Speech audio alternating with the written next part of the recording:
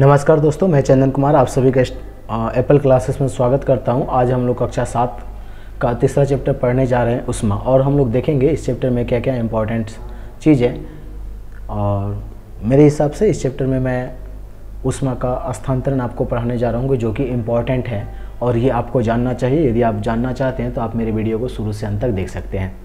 तो चलिए सबसे पहले तो हम लोग उष्मा को डिस्कस कर लेते हैं। देखिए, आपको जब भी उष्मा पूछा जाएगा तो दो ही चीज़ होता है, एक ठंडा होता है और गर्म, दूसरा गर्म होता है। ठंडा और गर्म के बीच का जो अंतर होता है उसी को हम लोग क्या बोलते हैं, उष्मा बोलते हैं। कोई भी वस्तु होगा तो वो तो क्या होगा, या ठंडा होगा या फिर गर्म होगा। जैसे कि हम लोग बोलते हैं एक वस्तु लेते हैं आइसक्रीम, ये क्या होगा, ठंडा है।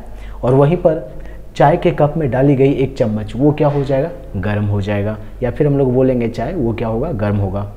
तीसरा, पूरी तलने के समय तवे की डांट, वो भी क्या हो जाता है, गर्म हो जाता है। तो मतलब ये सब क्या है, उष्मा है।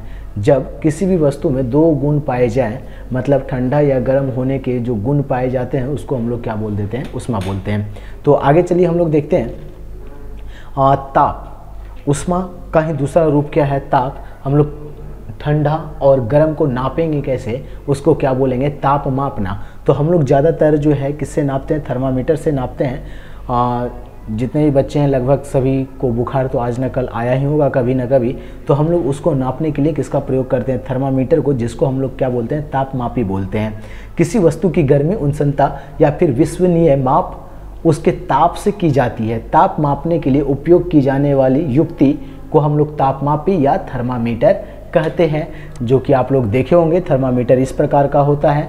जो जनरल डॉक्टरी थर्मामीटर होता है उसका इकाई कहाँ से शुरू होता है, 5 से लेकर स्टार्टिंग होता है उसका। देखिए, डॉक्टरी थर्मामीटर में एक लंबी क्या होता है, बारीक तथा समान व्यास के कांच की नली होती है। इसके एक सिरे पर एक बल्ब होता है और बल्ब में पारा भरा होता है। गर्म होने पर बल्ब का पारा बारीक नली की ओर फैल जाता है। यह एक पतली चमकीली धारी के रूप में दिखाई देता है। और इस बल्ब में क्या भरा होता है, पारा। आप लोग को पता होगा कि जो रूम तापमान है, रूम तापमान पर पारा क्या रहता है, आपका द्रव के रूप में रहता है।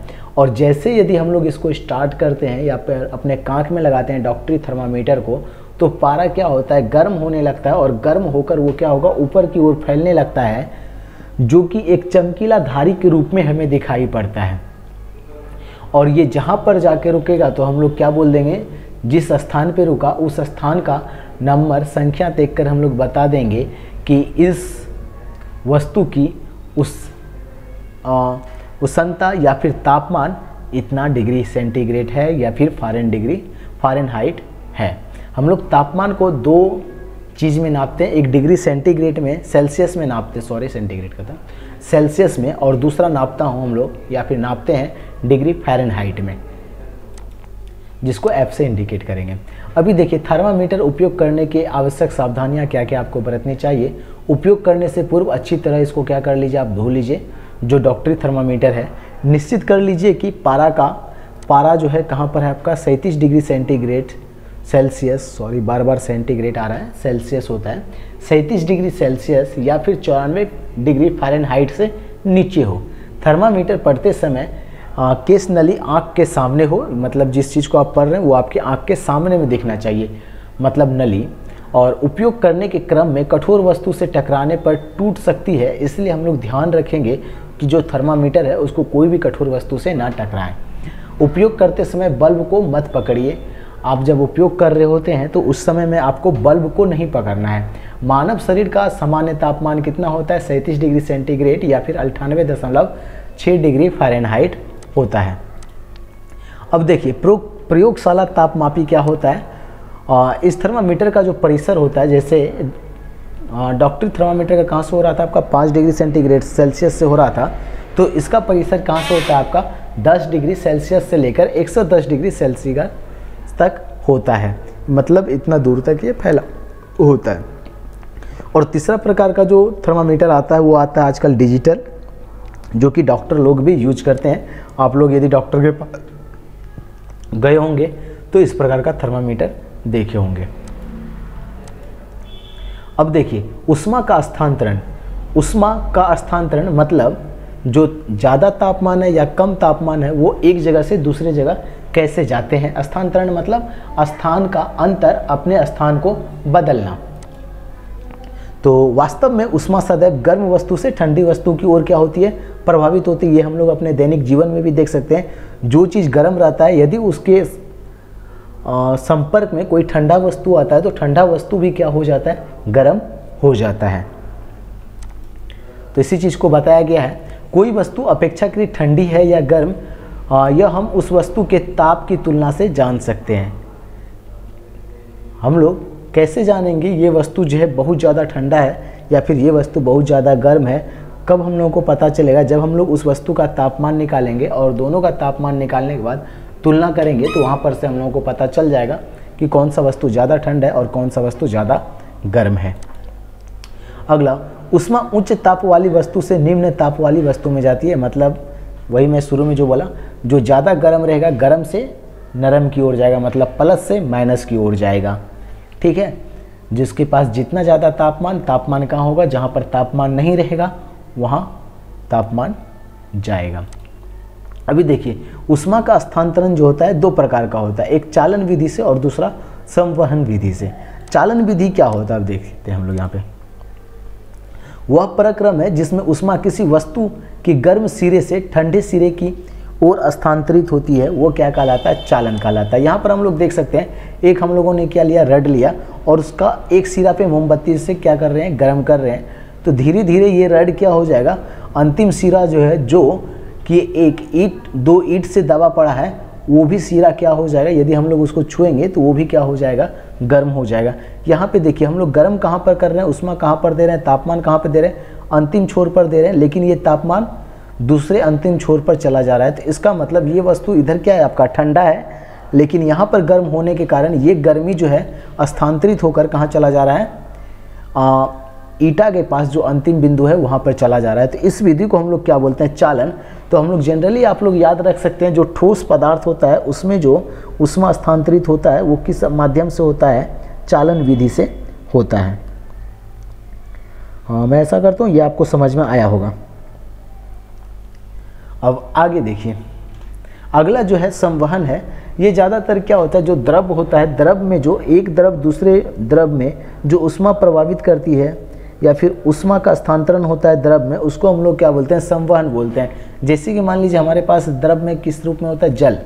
जल को हम लोग जब गर्म करते हैं तो जल का एक भाग क्या हो जाता है, गर्म हो जाता है। अब गर्म होने के बाद जल क्या होता है, वो धीरे धीरे ऊपर उठने लगता है। जैसे जो वो ऊपर उठता है तो वो अपनी जगह को क्या करता है, खाली करता है, और जो ठंडा जल होता है उसके स्थान पर आ जाता है। और वो जो ठंडा जल भी है वो धीरे धीरे क्या हो जाएगा, गर्म हो जाएगा, और गर्म होकर वो उठने लगेगा।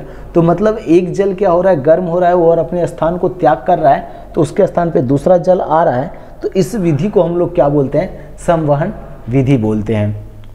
आप यहाँ पर देख सकते हैं, मोमबत्ती है एक नीचे और ऊपर बीकर में जल रखा हुआ है, और मोमबत्ती से हम लोग क्या कर रहे हैं, इनको गर्म कर रहे हैं। तो जो निचला वाला भाग है पानी का वो क्या हो जाएगा, गर्म होगा, और गर्म होकर वो क्या होगा, ऊपर उठने लगेगा। और जो बगल में जो पानी ठंडा है वो क्या होगा, उनके स्थान को ले लेगा, और कुछ समय के बाद वो भी गर्म हो जाएगा, और गर्म होने के बाद वो भी ऊपर उठने लगेगा। फिर उनके बाद जो पानी ठंडा बचा हुआ है वो उनका स्थान लेगा। इस विधि को हम लोग क्या बोलेंगे, संवहन विधि बोलेंगे। सॉरी। अब आगे चलिए देखते हैं, संवहन विधि के ही द्वारा थल समीर और समुद्री समीर, दो चीज़ आपको बताया गया। थल समीर, समीर मतलब क्या होता है, हवा, और समुद्री समीर मतलब क्या आता है, सॉरी, समुद्र की ओर से जो हवा थल की ओर बहती है उसको हम लोग क्या बोल देते हैं, समुद्री थल, समुद्री समीर बोलते हैं। अभी देखिए, हम लोग पृथ्वी पर रहते हैं, तो पृथ्वी पर सूर्य का रोशनी जो पड़ता है जिसके सीधी पड़ती है, और कार्बन डाइऑक्साइड की मात्रा ज़्यादा है, तो मतलब पृथ्वी पर जो है गर्मी क्या है, बहुत ज़्यादा है। जब बहुत ज़्यादा गर्मी रहता है और बगल में मान लीजिए समुद्र है, समुद्र का पानी क्या है, मान लीजिए जो पानी गर्म हुआ वो तो ऊपर उठ के भाप के रूप में उठ जाएगा, और जो ठंडा पानी है वो कहाँ पर आ जाएगा, उनके स्थान पर आएगा। अभी मान लीजिए कि जब शाम होता है तो क्या होता है, समुद्र का जल सारा का सारा ठंडा पड़ जाता है, और पृथ्वी जो रहता है वो क्या रहता है, गर्म ही रहता है। अब जब गर्म रहता है तो पृथ्वी पर क्या होते हैं, जो हवाएं होती है वो गर्म होकर क्या होगा, ऊपर की ओर उठेगा। जो गर्म हवाएं हैं वो ऊपर की ओर उठेगा, और समुद्र का जो ठंडा हवाएं हैं उस स्थान को छेकने के लिए वो क्या होगा, पृथ्वी की ओर बढ़ेगा। जैसे ही गर्म हवा जगह को खाली किया, वहाँ पे ठंडी हवा आकर क्या करेगा, उस स्थान को भर देगा। और जब ठंडी हवा उस स्थान को भरेगा तो उसको हम लोग क्या बोल देंगे, समुद्री समीर बोलेंगे, क्योंकि वो ठंडी हवा कहाँ से आया होता है, समुद्र से आया होता है, इसलिए वो क्या कहलाता है, समुद्री समुद्र कहलाता है। वहीं पे थल समीर क्या होगा, जो गर्म हवा है वो गर्म होकर किधर जाएगा, समुद्र की ओर जाएगा। तो समुद्र की ओर जाएगा, जो ठंड हवा है वो क्या करेगा, उनके संपर्क में आकर भी गर्म हो जाएगा, और जब गर्म हो जाएगा तो वो क्या करेगा, जो ठंडी हवा थी उसको भी लेकर वो आकाश की ओर या फिर आसमान की ओर उड़कर बादल बनाएगा। ठीक है, तो मतलब हम लोग ये बोलेंगे, जो हवा थल से मतलब पृथ्वी से, पृथ्वी भी थल ही है, सॉरी, भूमंडल से होकर समुद्र की ओर या वायुमंडल की ओर गया हो, उसको क्या बोल देंगे, थल समीर बोलेंगे। और जो समीर या फिर हवा, वायु समुद्र की ओर से पृथ्वी की ओर, सॉरी, थल की ओर आया हो, भूमि की ओर आया हो, उसको हम लोग क्या बोल देंगे, समुद्री समीर बोलेंगे। तो आपको समझ में आ गया होगा। और एक चीज़ है, सर्दियों तथा गर्मियों में हमारे पहनने के कपड़े कैसे होते हैं। जैसा कि आप लोगों को पता है, गर्मी में हम लोगों को क्या चाहिए, ज़्यादा से ज़्यादा ऐसा कपड़ा पहनना जो कि सूर्य का रोशनी को क्या कर सके, विकर्ण कर सके। तो विकर्ण कौन करेगी, जो उजली रंग के कपड़े होते हैं, जो उजले रंग के कपड़े होते हैं वो ज़्यादा से ज़्यादा क्या करते हैं, सूर्य की किरणों को विकर्णित करते हैं, जिसके कारण हमें गर्मियाँ कम लगती है। तो गर्मियाँ के समय में हम लोग कौन सा कपड़ा पहनते हैं, सूती कपड़ा और उजले रंग का कपड़ा पहनना ज़्यादा पसंद करते हैं। वहीं पर सर्दियाँ में जो है हम लोग काले कपड़े और जो गहरे रंग के कपड़े होते हैं या ऊनी कपड़े होते हैं उनको हम लोग पहनना ज़्यादा पसंद करते हैं, क्योंकि वो तापमान को क्या करता है, हमारे शरीर में बनाए रखता है, उष्णता को हमारे शरीर में बनाए रखता है, जिसके कारण हमें अच्छा महसूस होता है। नहीं तो यदि हम लोग गर्म कपड़े नहीं पहनेंगे तो हमारा शरीर का तापमान गिर जाएगा, और तापमान जैसे ही गिरेगा 37 डिग्री सेल्सियस से कम होगा तो हमारी तबीयतें खराब हो सकती हैं। तो इसलिए सर्दियों के समय में हमें काले रंग के या फिर गहरे रंग के कपड़े और ऊनी कपड़े चाहिए होता है, और ठंडी गर्मी के मौसम में हमें सूती कपड़े और उजले रंग के कपड़े चाहिए होता है। सर्दियों में ऊनी और गहरे रंग के, गर्मी में हल्के रंग के, उजले रंग के और सूती कपड़े चाहिए होते हैं। ये चीज़ है, ये आप लिखने का कोशिश कीजिएगा। और धन्यवाद आज का वीडियो देखने के लिए। और यदि आप इस चैनल पे नए हैं तो आप एप्पल क्लासेस के चैनल को ज़रूर सब्सक्राइब करें और अपने दोस्तों के साथ इसे साझा भी करें।